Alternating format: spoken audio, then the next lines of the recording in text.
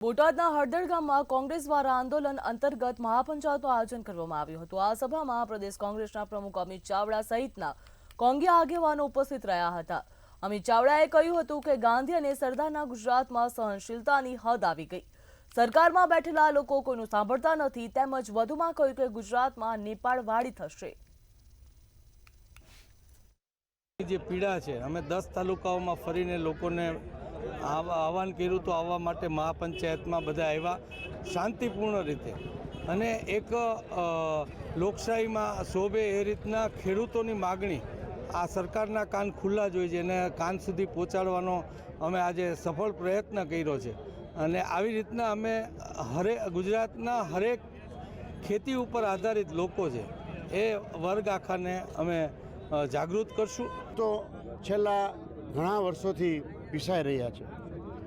ખેડૂતોની આર્થિક આવક એકદમ ઘટી ગઈ છે।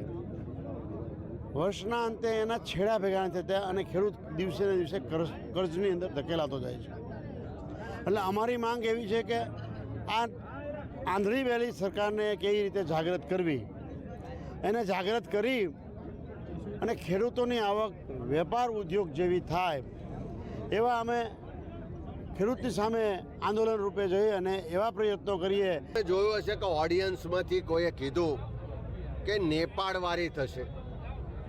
આ ઓડિયન્સમાંથી કોઈ યુવાન ક્યારે આવા શબ્દો બોલે અને એ પણ ગાંધી સરદારના ગુજરાતમાં કે જ્યારે સહનશીલતાની હદ આવી ગઈ હોય, જ્યારે સરકારની નિષ્ઠુરતાની અસંવેદનશીલતાની હદ આવી ગઈ હોય।